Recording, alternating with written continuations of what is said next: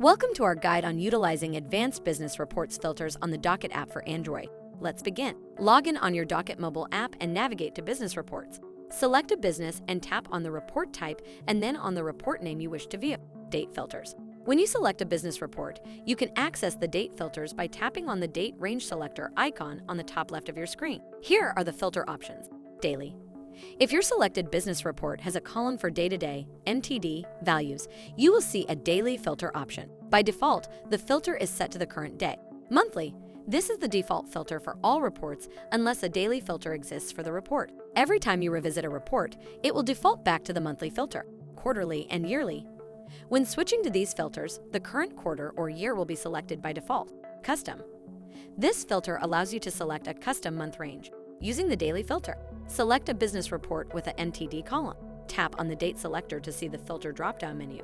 Select daily from the drop-down menu. The current day's date will be set by default. To change the date, use the calendar widget. The business report will update to show only records from the selected day.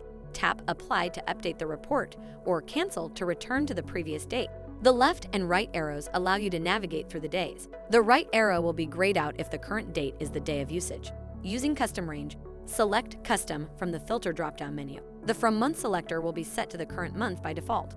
After selecting a month in the From field, you will automatically be taken to the To field with the current month selected as the To field. The Apply button will become active as soon as you move to the To field. If you choose Cancel, you will return to the previously filtered report. The next time you select Custom, all options will reset to their defaults. And there you have it. You have now learned how to utilize advanced business reports filter on the Docket app for Android. Thanks for watching this video. Check out our How to Videos playlist to watch more videos like this.